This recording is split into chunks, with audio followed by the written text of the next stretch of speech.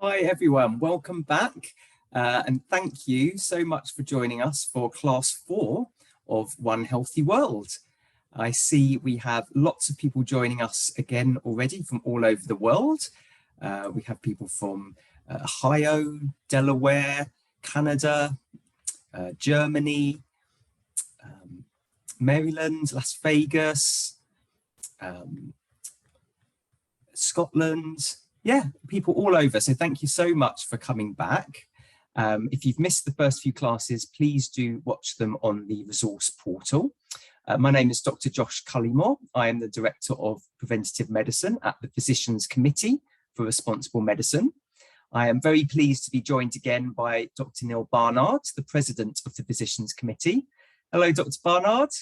Hello, Josh. It's great to be with you, and thanks to all of you for joining us again. Thank you. And you'll be talking to us a bit later about diabetes, is that right? Yes.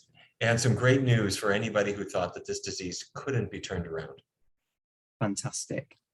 And we are also very lucky to be joined by several chefs. We've got Chef Dustin Harder, Sarah Bentley, and Chef Bola, who will be giving us some cooking demonstrations of delicious international recipes, and Dr. Heleen Roex and Dr. Juliette Roex, who will be telling us about foods for healthy children and teenagers. So we are over halfway through the program. So I would love to know, in addition to where you're from, how you are all getting on. So please do tell us in the chat if you've tried any new plant-based meals this week, and if so, how they went. Have you had any successes, any surprises? And if you've been trying to eat plant-based, have you noticed any differences in your health? If you're joining this webinar live, please put any nutrition questions in the Q&A box at the bottom of the screen, and our registered dietitians will do their very best to answer as many questions as possible. Do try and keep the questions general and about nutrition. We can't answer any specific medical questions, but anything nutrition related, please do ask. And for any general comments, as you're already doing, please just put them in the chat box. So I'm going to start by introducing our first guest today, the Physician Committee's very own Chef Dustin Harder. Dustin is a culinary specialist and the host and creator of the vegan travel culinary series, The Vegan Roadie, and podcast Keep On Cooking. He also works as a private chef and cooking instructor and is the author of 3 cookbooks. So we are really fortunate to have him to help us navigate in the kitchen with our new veggie adventure. So Dustin, over to you. Thank you so much, Dr. Cullymore. It's so great to be here, everyone. And so great to see so many people pop up from Michigan today. That's awesome. It's my home state, so that's lovely. I'm going to talk about my favorite thing today, which is keeping cooking quick and easy and simple by introducing a few gadgets and also cooking up a couple of things quickly. I'm going to start by just preheating a couple. Make sure I have the right burner on there. I'm preheating a couple skillets right now. I'm going to make 2 different rice dishes today. We're going without a recipe because I want to empower you to cook from your gut with just some vegetables and a little bit of rice. So here we go. Couple items to show you right away is this vegetable chopper right here, okay? So I always suggest investing in a nice chef's knife. And best way to do that is to go online and read a bunch of reviews. Online is amazing these days. It gives us reviews and tells us things that are great and things that are not so great, and firsthand experiences with them. So a chef's knife is always great to have, but chopping vegetables is not your thing. There are some handy dandy ways around that in the kitchen. This vegetable fruit chopper here comes in at about $20, and it's got 2 different dice sizes on it. So it's just a little plate that fits in right there. I'm going to put this onion right in there and give it a little pressure. And just like that, you have a diced onion right there. And listen, if you are trying to advance your knife skills, YouTube University is a great place. Lots of nice skills to learn on there. So there's lots of great things you can do with your chef's knife. But again, if you're trying to avoid cutting, this vegetable chopper is a great way around that. To try and look into getting some extra cuts, different variations on things without a chef's knife or getting too into knife skills, you can get a julienne peeler. So it's got those little teeth on it, right? And that's just going to create some julienne carrots for you right here, okay? So I've got some already for you. But it cuts the time right down, so you're not busy chopping, all right? If you're trying to make something on a weeknight maybe and you just want to get right down to it. Another thing is, if you're not eating cheese anymore, but you have a box grater and you're like, what do I do with that now? This one's a fun one. You can grate your vegetables on it. So you can easily grate your carrots on it, just like that. I use the large side. You can also use this to make cauliflower rice. That's another way. Well, I'm showing you a couple of these things. I'm going to start sauteing some vegetables in here. I'm going to use a little low sodium vegetable broth today. This is an induction burner, so it comes in a little hot. I'm going to use half the onion in this one, and then half the onion over here. And that's actually a vegetable broth that I make from scratch from scraps of vegetables. So I use like the ends of the cauliflower and the ends of the celery and the ends of the carrot, and I make a vegetable broth with it. There's a recipe for it in my current book, Epic Vegan Quick and Easy. It's called Scrappy Vegetable Broth. But all right, we got onion sauteing in both pans now, all right? I bought some prepackaged diced peppers. I love to chop peppers, but if it's not for you, I'm here to tell you that you can go your own journey. There's lots of prepackaged things in stores that are pre-chopped for us these days to keep cooking as simple as you need it to be. And peppers are one of those things. So I got some peppers, some onions in there. I'm going to toss some carrots in both pans. What I'm making today is a simple fried rice and a simple risotto, actually, okay? So we got onions, peppers, carrots in here. We've julienned the carrots. We've shredded the carrots with this little julienne peeler right here. If you want to just take it, a regular vegetable peeler, and just peel off pieces of the carrot, you can do that. So another way to get pieces of carrot without chopping with a knife. Now, one of my favorite tools, in culinary school, they were always talking about staying away from these tools. But I didn't go to culinary school necessarily to become a chef. It just happened. I went to culinary school because I got interested in vegan cooking and I wanted to be a better home cook. So I've been mincing my garlic now for the last 7 or 8 years by hand. And then I thought, I need to speed this up. I'm recipe testing all the time. And I went back to a garlic press. This is magical to me. You can get pre-peeled garlic if you want, or you can peel it yourself. But you just put it in the garlic press. It's got the little holes down there. You press, and then it comes out the bottom like that. And I just chop it right off right there. You can use any utensil to scrape it off the bottom there. So a really, really easy way to get perfect little pieces of minced garlic to get that little flavor pop in all of your dishes. I love it. I love it. I'm going to do a couple over here in this burner behind me as well. Now, again, this is about cooking from your gut today. Take some simple vegetables that you have. Take a grain, whether it's quinoa or rice or whatever, something that is your favorite. Or maybe it's not a grain. Maybe you want to mix a bunch of greens in here. Maybe get a bag of pre-chopped kale and saute that in with a bunch of vegetables. Where it's going to get different in flavors in a big portion of it. If you haven't cooked with vegetable broth instead of oil, by the way, simply add a little more when your pan starts to get dry, okay? So once your pan starts to get dry, you just add a little more liquid and you go as you need it. People tend to make it a little more complicated than it needs to be when it's oil-free. You really just have to pay attention. If anything starts to stick to the pan, you add a little more liquid. And this is a great way to reduce the unnecessary fat content. A great way to reduce the unnecessary fat content from your dishes. So we've got these vegetables here: carrot, peppers, onions, garlic, same over in that pan. Also with this grater, I'm going to grate some red cabbage. I don't know why it's called red, because it's purple.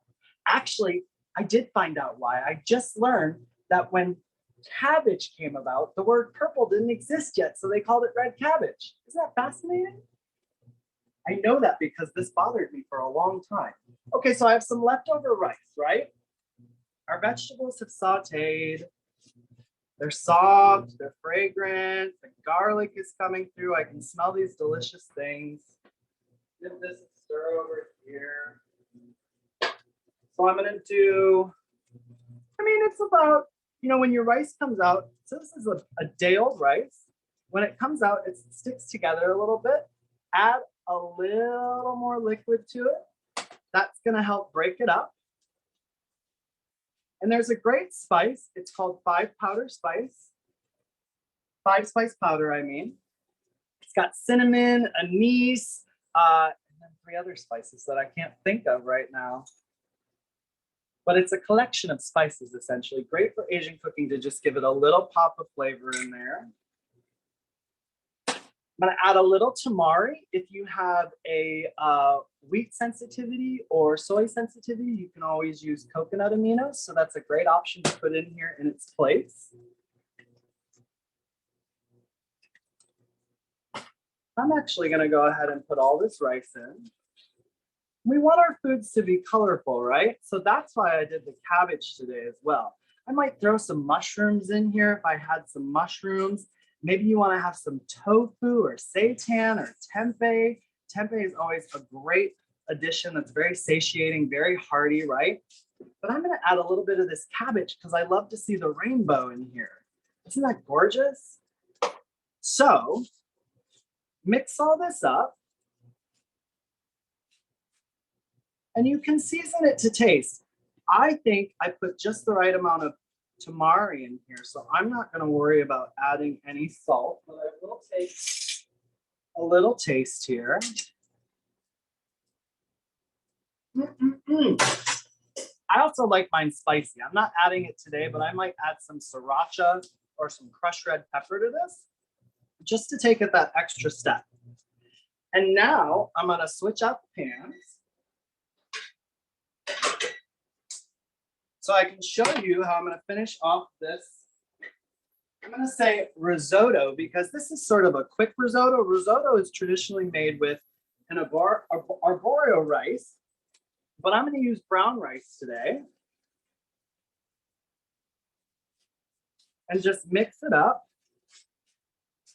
And what I've got here, again, adding a little liquid to loosen up my rice, but I have a great sunflower sour cream that is actually available on our Universal Meals website. So I make a cashew sour cream sometimes, but the sunflower sour cream is great. Again, it's available at the universalmeals.org website through PCRM, but this is allergy friendly. So if you have someone over who has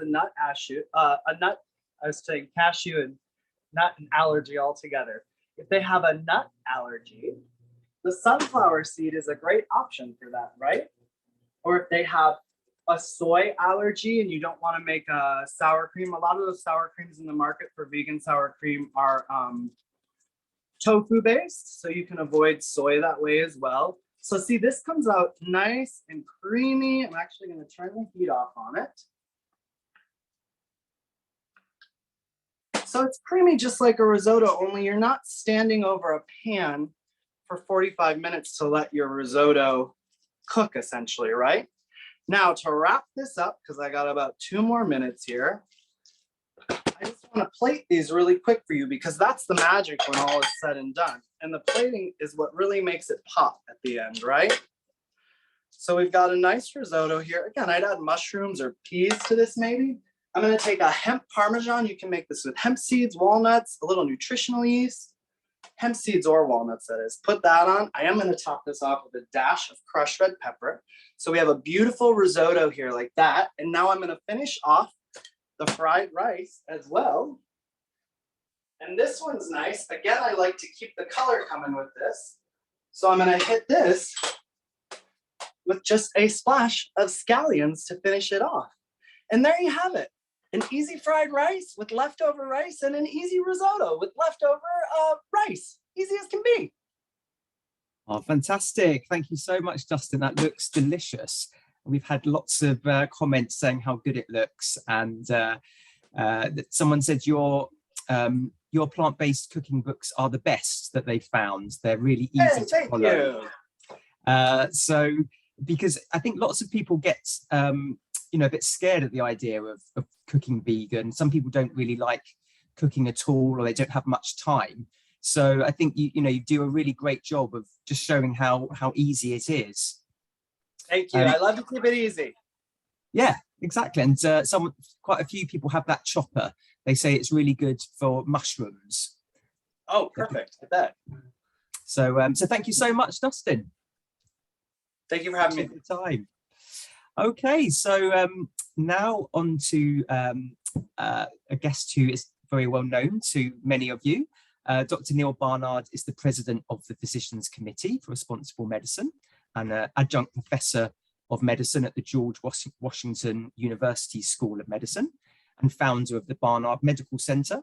He's written more than 100 scientific publications and 20 books, including the best-selling Reversing Diabetes, which is the topic he'll be talking to us about today.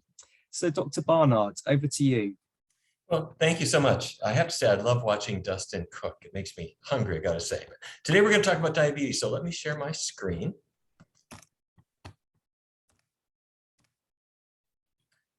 Okay, in 2003, the National Institutes of Health here in the US funded our research team to try to find a better diet for type 2 diabetes. And what we did is we randomly assigned participants to either a low-fat vegan diet or a conventional diet. And let me describe what the two were. The conventional diet is going to be pretty familiar to you. For people with diabetes, the idea is cut calories to lose weight. Keep carbohydrate fairly steady from meal to meal and from day to day, and avoid bad fats like trans fats or saturated fat. That's the conventional approach. But the plant-based diet was completely different.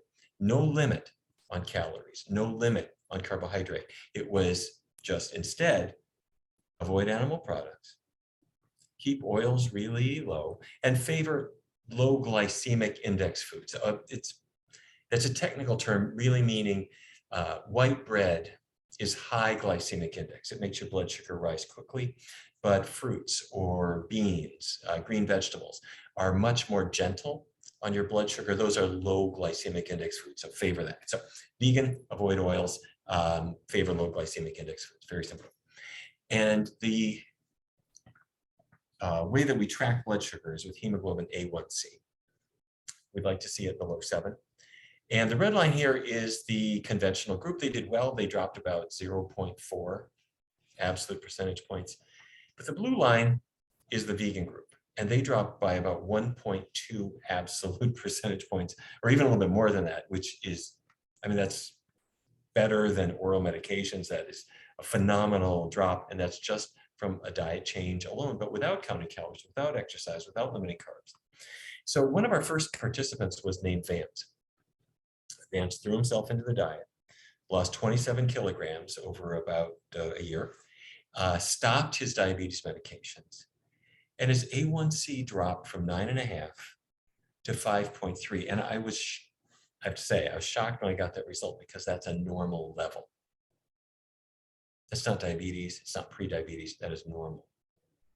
And this observation, which we have since seen in thousands of people, suggests that diabetes is something that we can start reversing it. And this paved the way for us thinking about it as a curable condition for many patients, which was not thinkable before. Okay, so how can that be? Let me explain it. This is a cell. This is a muscle cell. Muscle cells are fueled by glucose, simple sugar that builds up in the blood, and it's got to get inside that cell to fuel it. But it can't. It cannot penetrate the membrane until you get a key, and the key is insulin. It comes from your pancreas, attaches to the cell, and it signals little channels to open up and let the glucose come in. Great, swell. What could ever go wrong? What could go wrong is this is my dinner. This is my lunch. My breakfast looks kind of like this, and I'm eating all these fatty foods. Are these fatty foods? They are. There's a lot of fat in all these things. and the fat particles build up in the cells. They're building up. Now, doctors hate words like fat, so we'll call it intramyocellular lipid, but it's fat inside the cell. And when fat builds up in the cell, the insulin key still attaches, but it doesn't work. The cell is gummed up, if I can put it that way, so the glucose cannot get into the cell anymore. You end up with high blood sugar because the sugar can't get out of the blood into the cell, and your doctor says you got diabetes. What can I do? Wait, a vegan diet doesn't have any animal fat. And if I keep the oils really low, there's not much of any kind of fat. And so the fat inside the cell starts to go away. And when the cell starts to rid itself of that intramyocellular lipid, the insulin regains its function. And your blood sugar starts to fall because the sugar is going back into the cell where it belongs and everybody's happy. Diabetes is reversible. Go with me to Yale University, New Haven, Connecticut. Our friends, Kit Peterson, Jerry Schulman, and their team brought in young, healthy volunteers, and they gave them a glucose tolerance test. You drink 75 grams of this syrup. And some of the people were insulin sensitive. We know that because their blood sugar came right back down again. But some drank the syrup and their blood sugar stayed high, and that showed they're insulin resistant. Okay, these people were young, late 20s, thin, they're not heavy, and they didn't have diabetes. But now we're going to scan them through magnetic resonance spectroscopy. We're going to look into their muscle tissue. What you see on the left here, that is the intramyocellular lipid, the amount of fat inside the muscle cells. Each dot here is a person. And these are the insulin sensitive participants. These are the healthy participants. They don't have that much IMCL. These are the insulin resistant participants. They've got much more fat building up in their muscle cells. Now let's look at their mitochondria. You remember from biology class, mitochondria are the burners inside your cells. They're working hard. Each dot here is a person. They're working hard in the insulin sensitive participants, not so hard in the insulin resistant participants. What these results show is that even if you're young, thin, generally healthy, if you're eating fatty foods, as people in the US, UK, Australia, New Zealand, they're eating these fatty foods, especially meat, cheese, that kind of stuff. The fat is building up inside your cells right now, setting yourselves up for diabetes. And you don't have diabetes now. 15 years from now, you can get it. And it comes not from having a soda, not from eating white bread, not from having rice, not from eating carbs. It comes from fat building up inside your cells, causing insulin resistance. So, you know, this is our power plate. Having fruits and grains and legumes and vegetables, that will help us to get the fat out of our cells. Don't forget your vitamin B12. And do use our Kickstart app, the 21-Day Vegan Kickstart. It's in English, it's in Spanish. It gives you lots of menus and recipes, cooking videos to get you started. This is my book, Your Body in Balance. Please have a look at it. We'll talk not just about diabetes, but about menopausal symptoms, menstrual pain, endometriosis, hormone-related cancers. Your Body in Balance is all about how foods can tackle hormones. So I hope you have a chance to have a look. And for extra credit, you can shoot this QR code right now if you want. Or at your leisure, go to foodinstructions.org. What's this about? We made this for doctors so that a doctor can say to a patient, wait, before you leave, I want to give you some simple videos that you can watch on your phone on the way home if you want to.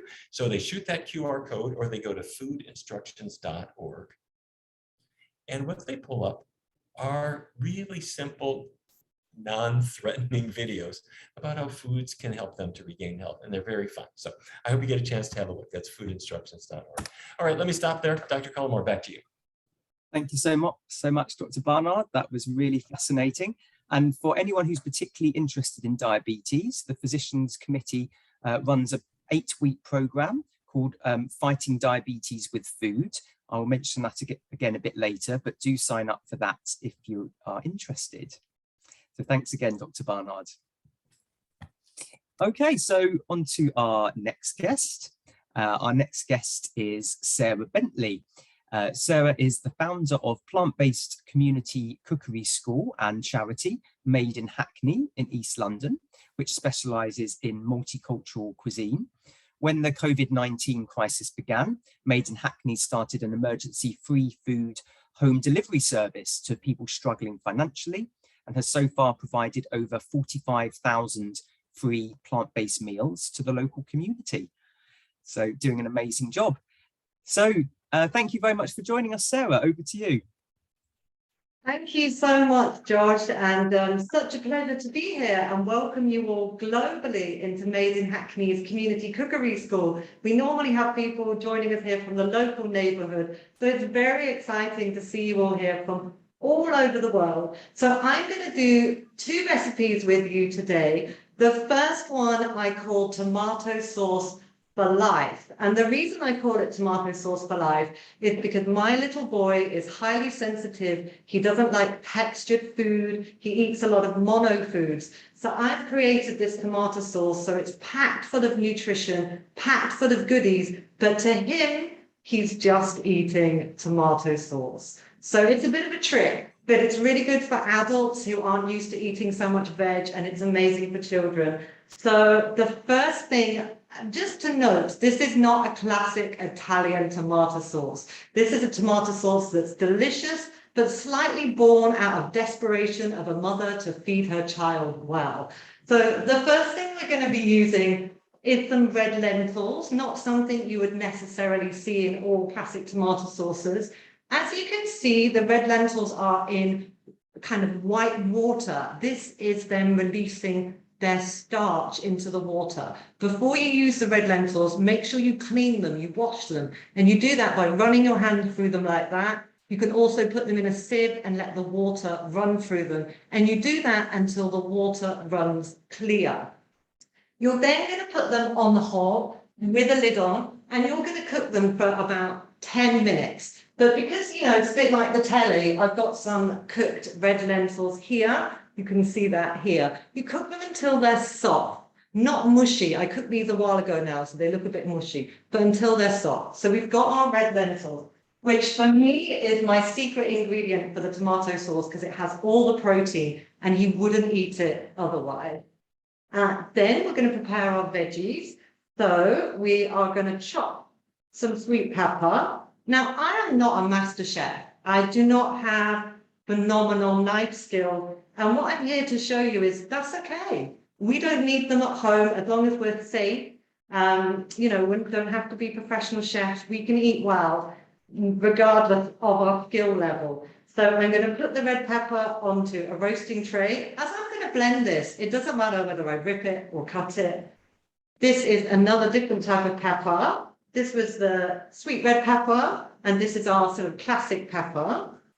I'm just going to rip that now with my hands, because like I say, it's going to go in the blender, so it doesn't need to look pretty. You're also going to take out the white fleshy stuff in the middle and the seed. So we'll get rid of that, get that onto your roasting tray. Now, the next thing we're going to add is some tomatoes. You could also add to this tray some courgette. I really like adding that because my little boy would not eat that otherwise. And it also has a similar roasting time to the peppers and the tomatoes. So I'm going to add some cherry tomatoes next to the roasting tray. I'm just going to throw them on here. So the next thing we're going to do is we're going to brush them with oil. Now, at Made in Hackney, I see a lot of people in the classes going for what I would call the free pour, where you get hold of the bottle and you go like that. And I'm like, yeah, that is a budget blowing approach to cooking. You really just want to be using a little pot, and then you just want to be brushing your vegetables with oil lightly. You will use so much less than if you're free pouring. So I'm going to brush all the vegetables with oil. You could at this stage sprinkle it with a little bit of basil, a little bit of thyme, mixed herbs. But I don't do that because my son isn't really into them. So then you've got your veggies. So you would pop these in the oven, just to show you them like that. You can use yellow pepper, green pepper, go wild. So you pop those in the oven for about 15 minutes. And you are going to roast them until they look like this. What you're going for is the skin looks a little bit blistered. It's got some sort of dark patches onto it and it's reduced in size. This will make the peppers and the tomatoes super, super sweet. So I'm going to add those to a blender now. Scraping it all in. What I love about this recipe is that it's so simple and you can make a big batch and you can put it in the freezer. So if you come home from work and you're not really feeling cooking, you can whack this over some pasta, you can whack it over lasagna sheets, and you know you've got a really good dinner. And it's really low maintenance. So the next thing that's going in there, we have a can of chopped tomatoes. So I'm going to put the whole can in. If I was batch cooking, I would double up. So if I was making this in my freezer, I would double the quantities. I highly recommend batch cooking. You know, if you're going to cook, you might as well cook big and then whack it in the freezer. For when you've got busy days, you know you've got good food. So this was passata that went in. So next, I'm going to add some nutritional yeast, some Incivita flakes. I always buy the B12 enriched ones because as vegans, that's something we need to be mindful of. All the measurements for these recipes are on your handout, but I'm just going to do it by eye. The in goes the nutritional yeast. I'm also going to use a little bit of bouillon, vegetable stock. That really gives it a lovely flavor. So I'm just going to shake that in. You don't really need any salt because we're going to be adding some Marmite. I think you call this Vegemite in America. In Australia, I know you do. I'm going to be adding a teaspoon of that. That gives it a really incredible umami flavor, and it also gives it a kind of nice salty taste. It's also rich in B12, so it's kind of a double win there. I'm getting it all over my fingers. It's okay. It's only going to be me eating it. Next, I would add in some tomato puree. This is optional. It's not on the recipe sheet, but I like to add it because it just gives a really kind of rich depth of flavor to your tomato sauce. Okay, now the slightly contentious ingredient, I'm not sure what Mr. Barnard would think of this, but you can at this point, if you want, add some dates. Now, I don't add dates from my household because we're quite used to now whole foods, plant-based eating. But what we've found at Made in Hackney Cookery School is if you're trying to transition from eating quite a lot of processed foods, packaged foods, your palate is used to a sweeter taste. So also if you're using tomatoes and peppers, not grown in a hot climate, they might not be tasting as sweet. So you can add a date or two to your sauce, and as your palate adjusts, as your palate becomes more used to these flavors, you won't need to use the date anymore for sweetness. So I would put a lid on that. My little boy, whenever I blend, he goes, rrr. So that would be blending. I'm not going to treat you to that noise now, but once you've blended it, you are left with the most beautiful, rich tomato sauce. It's full of veggies. It's full of lentils, it's full of good stuff, and it just looks like tomato sauce. So this is my tomato sauce for life. Please try and make it at home. It's really delicious. And then we're going to go on to the next dish.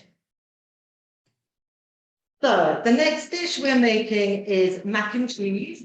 Mac and cheese is really an ultimate comfort dish. Now, before we make it, I think it's really important to note that often Thomas Jefferson is credited as being the creator of this dish, and that is not true. The creator is an African-American gentleman called James Hemings, who was experiencing slavery in the Thomas Jefferson household, and it was actually him that created this dish. He's a really phenomenal American culinary talent. Do some research on him, and let's honor him with this mac and cheese recipe.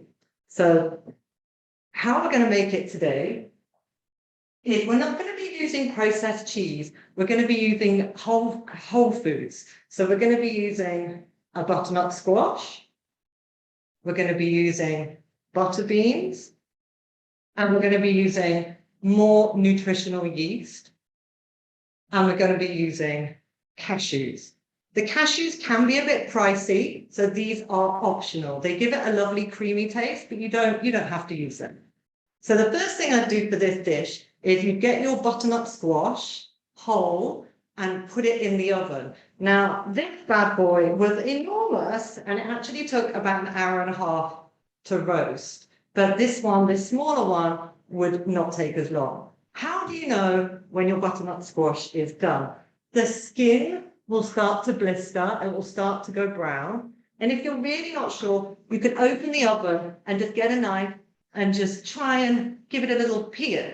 And the knife should go smoothly in, it should feel very soft. So then you know your butternut squash is ready. So you get your butternut squash. If this had come out the oven, this would be really hot right now and would burn your hands. But I did this a while ago. So you scoop out the seeds here. See these seeds? And you can discard them, but I would recommend keeping them, giving them a bit of a clean, taking the flesh off them, and then roasting them in the oven with some olive oil, bit of smoked paprika, and a little pinch of salt, and you have a really delicious snack. Because, you know, we don't want to be wasting food. We want to be making the most of our food. Okay. So then we're going to scoop the butternut squash flesh into our blender. Now, I know blenders can be a little bit pricey.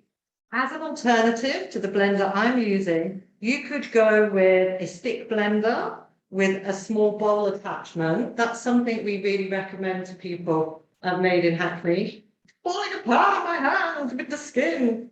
Let's take it like that. The stick blenders in the UK cost something like £15 versus something really pricey like a Vitamix blender, like what I'm using now. They both work really well. Just make sure you have that bowl attachment on the end. Okay, I'm going to concentrate now because I'm getting the skin in. Okay, so you've got your butternut squash in the blender.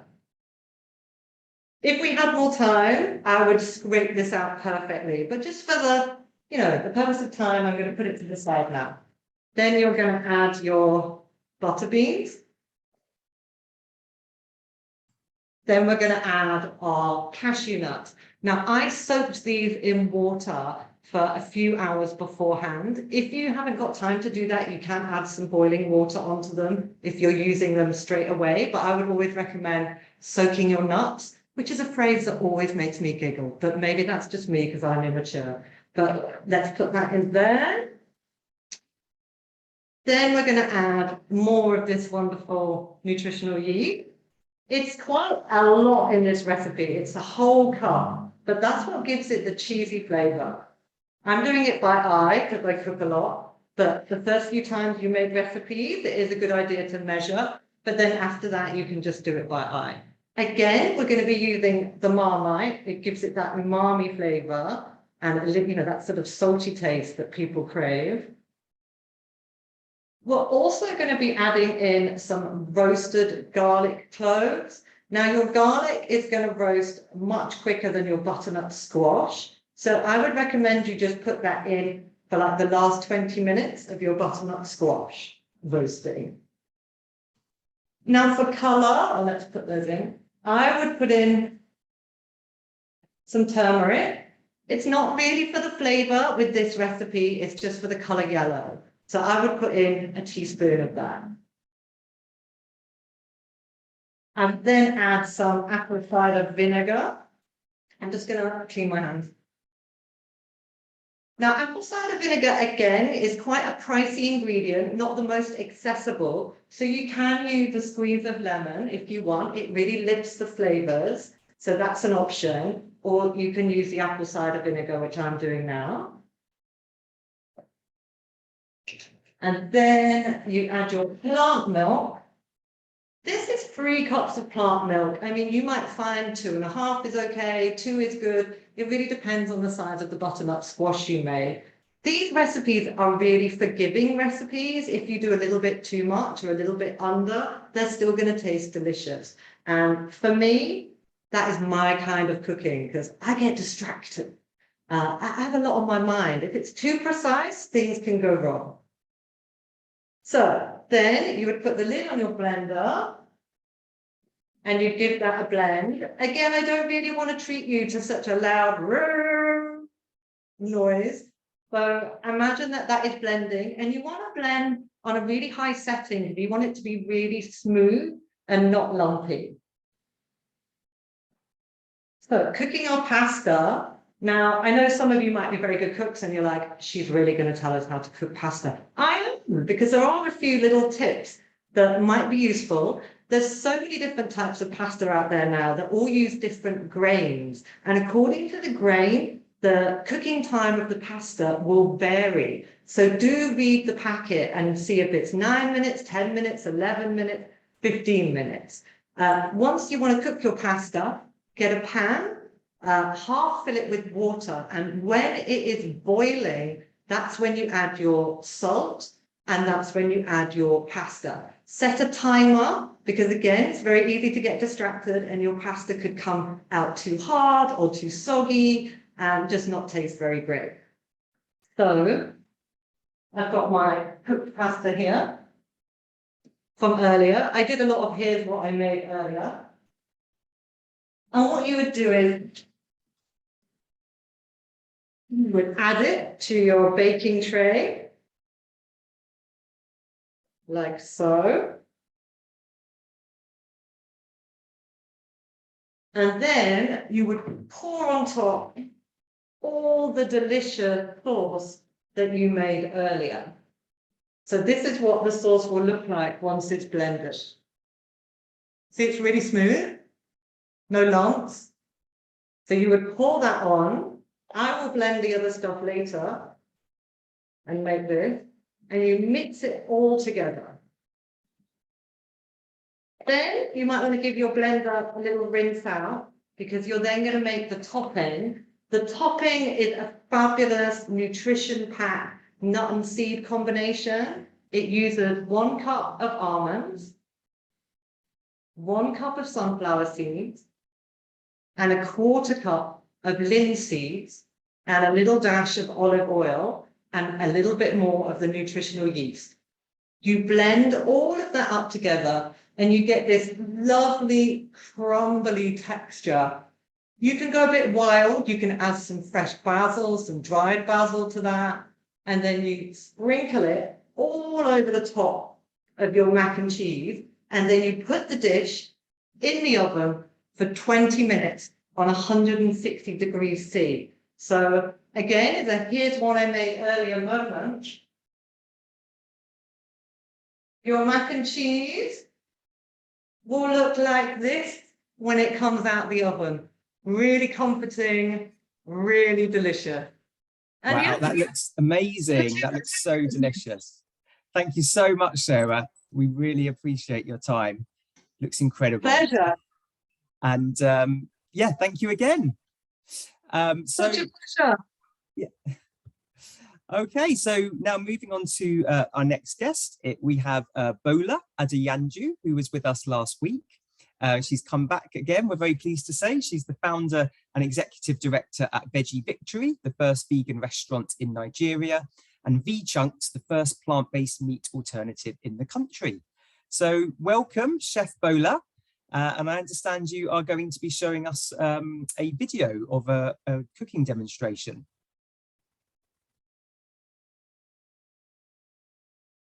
I'm going to use a fortete, normally called green leaves in other parts of Nigeria. That's the amaranth leaf. This is how it looks like. And this has been washed and cut into smaller pieces. You can cut it into your own kind of the one you like, the way you like your vegetable to be cut. So I'm going to, for the meat, I'm going to use the V-Chunks parboiled already, and some fresh oyster mushroom. This is actually given to me. So I'm going to use that, and I'm going to use a teaspoon of locust beans, and this is ogiri, Ijebu ogiri. Ogiri is like a fermented kind of melon seed. So this is made in Ijebu and it's very, very tasty. So I'm going to use, because I'm making Ijebu ogiri, I have turmeric paste, just a root of turmeric. Then I have tatashe, that's my bell pepper, paprika, or whatever name you call it. And this is tomato, just 2 big tomato. And I'm going to use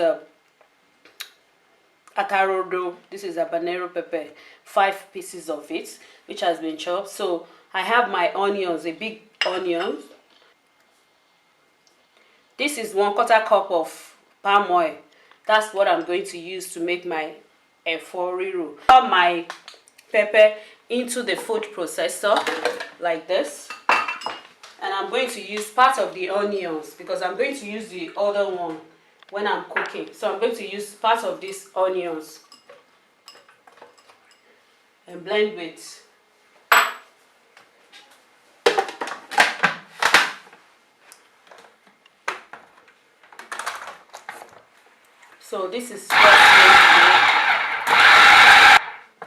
this is just the texture I would like to use for my efo riro. So it's like finely chopped because I don't want so much water in this. Oil your palm oil and the remaining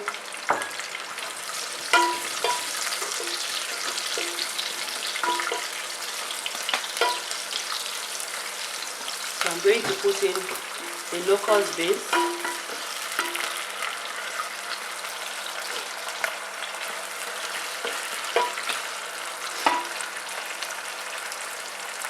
The turmeric paste goes in next.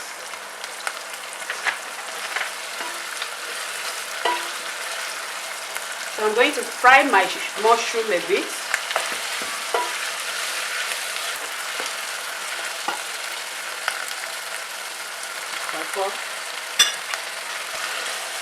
My bacon goes in.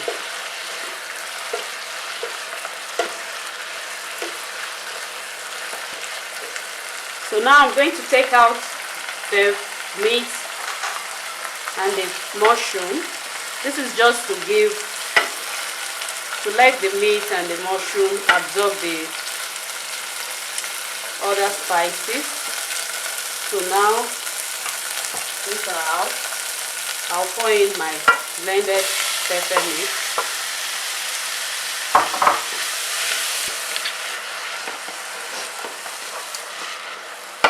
So,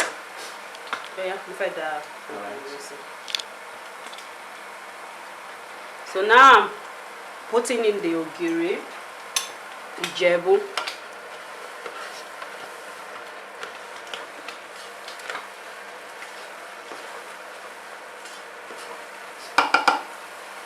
I'm going to bring back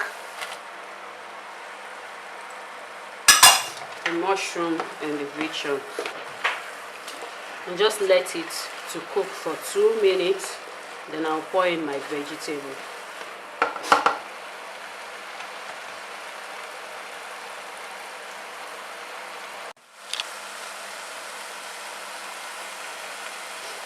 Salt to taste. Dish. So now I'm going to pour in the leaf and just mix together and put it on low heat and let it cook for 5 minutes.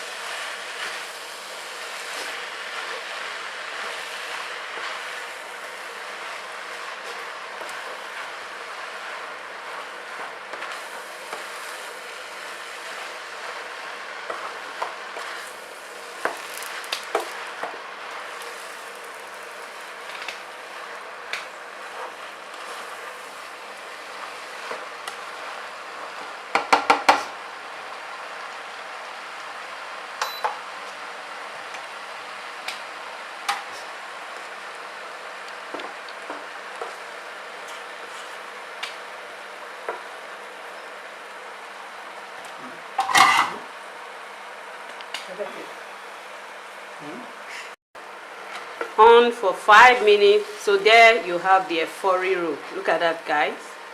I think I'm going to eat this with unripe plantain, boiled unripe plantain. Or maybe I should do sweet potato. I'll decide on that. Guys, thank you. I wish you guys can come here and kind of perceive the aroma in the kitchen and even taste this. But you know what? You can create yourself, follow the recipe, and share as well. Thank you for watching, and see you on the other. Thank you so much, Chef Bola. It does look amazing. We wish we could be there as well. Okay, so on to our last guests.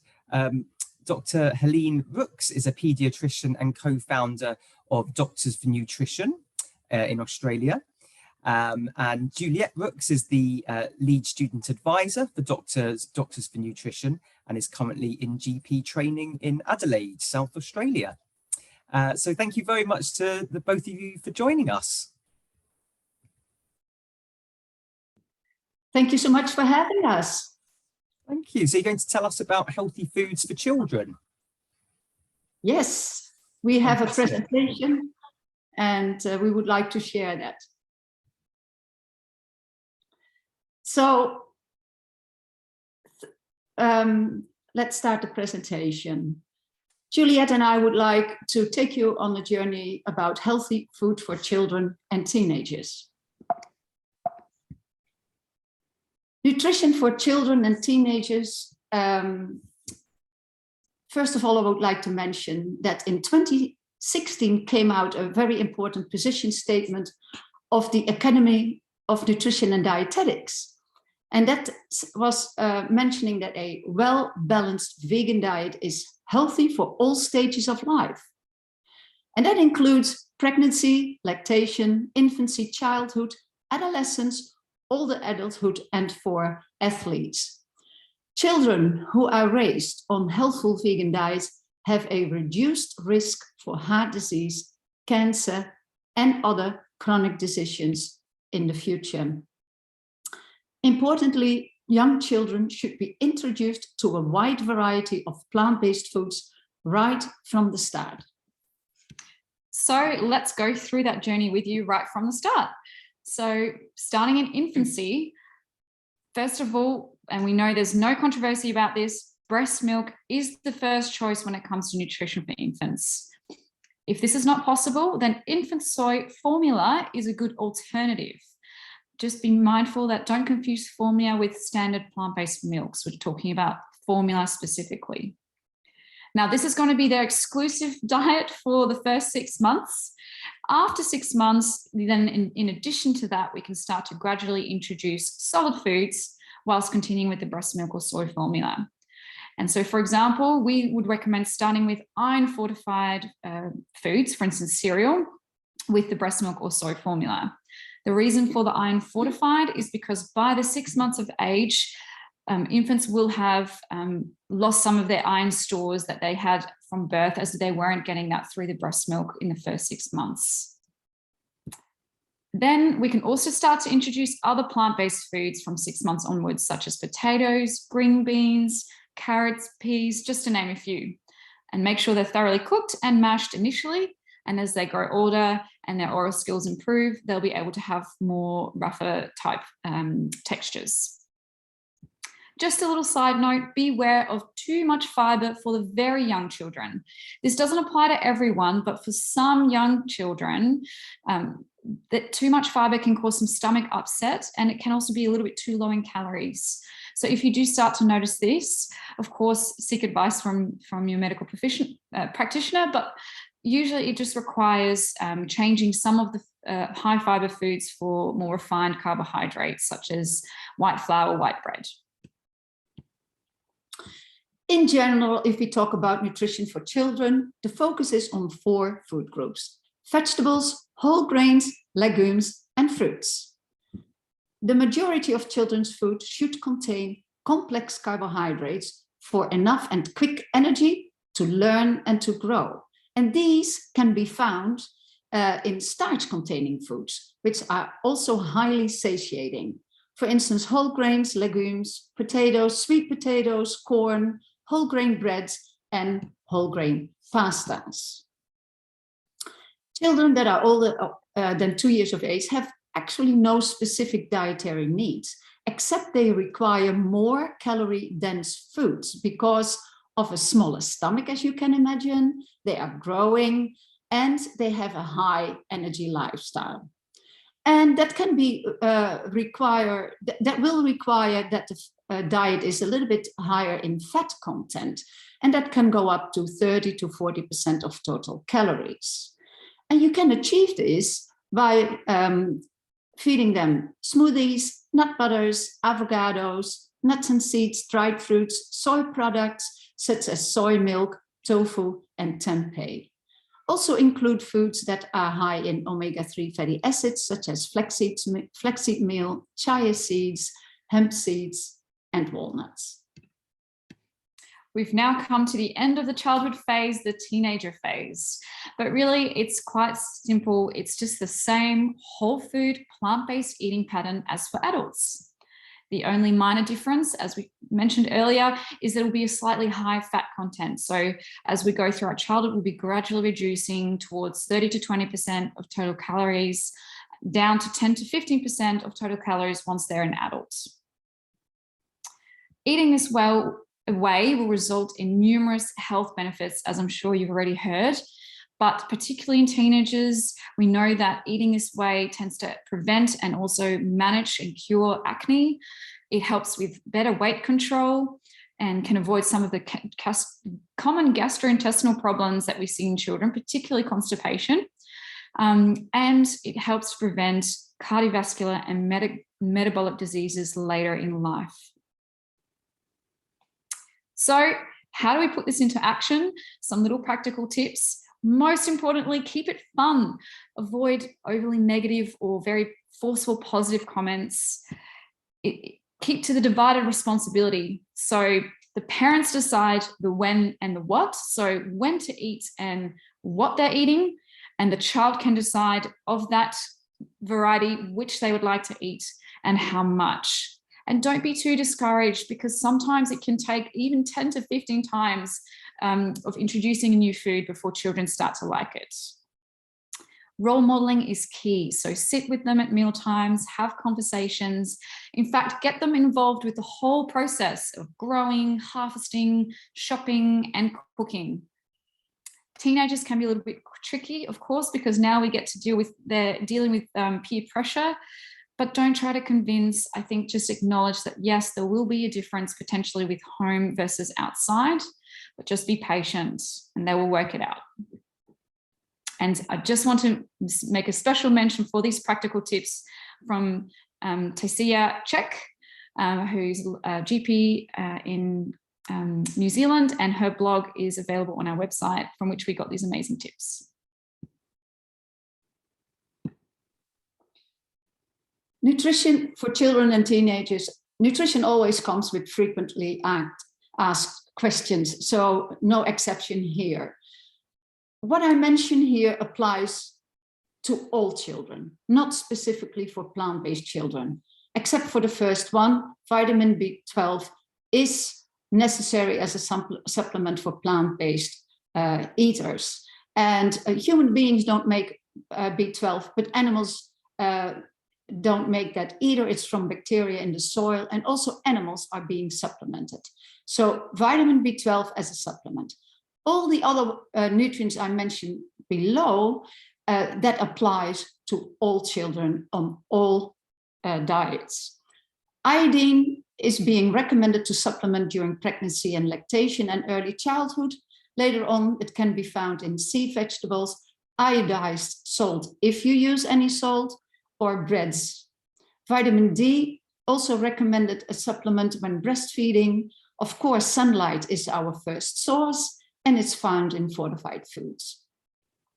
Omega-3 fatty acids, recommended supplement during pregnancy and breastfeeding. The foods, flaxseed meal, mentioned this before, chia seeds, walnuts, but also in leafy greens, other greens, and other vegetables. As Juliette mentioned, iron, start introducing iron-fortified foods from 6 months onwards, and later on it is in many other plant-based foods. Calcium, not a problem in greens, in beans. It's also found in calcium-fortified plant-based milks or calcium-set tofu. I would like to reinforce that a whole food plant-based eating pattern is healthy and it is nutrient dense. It's very easy to do. And yeah, it's the best gift you can give to your family. Absolutely. If you want to learn more, then we recommend the PCRM Nutrition for Kids guide, freely available on their website. Also very useful is the Pediatric Plant-Based Nutrition Quick Start Guide, and a recently published book, Nourished, by the dietitian Brenda Davis and pediatrician Reshma Shah is absolutely fantastic, very detailed. And lastly, online, you can find the Plant-Based Juniors website, which is run by 2 dietitians who are also mums, so they speak from experience. And very exciting as well, our new free recipe ebook by Cooking for Kids by Doctors for Nutrition, which you can download from the website doctorsfornutrition.org/cookingforkids. And if you would like to know more about Doctors for Nutrition, please subscribe for news to stay in touch on our website. Thank you so much for your attention. Thank you very much to both of you. That was really helpful. I wish we had some time to ask questions, but unfortunately we don't. But another time, and thank you so much again for joining us so early in Australia. Thank you for getting up. Our pleasure. Okay, so as I say, we've run out of time, but I really encourage you to everyone to please follow our guests on social media. Please check out their website, veggievictory.com for Bola, madeinhackney.org, runs lots of more online cooking classes with multicultural cuisine, doctorsfornutrition.org, as our guests have just mentioned, have lots of really useful resources. And please check out Dustin's podcast, Keep On Cooking. And then, just as I mentioned earlier, please do sign up for our Fight Diabetes with Food class. Again, completely free. We had the first session this week. You can watch it online on demand. And then, yes, also just to again thank our promotional partners for helping to promote this class. But most of all, thank you to everyone for joining us. Keep coming back, keep trying to eat plant-based. You're really doing a fantastic thing for your health. And I wish you a fantastic week and look forward to seeing you again next week. Thank you.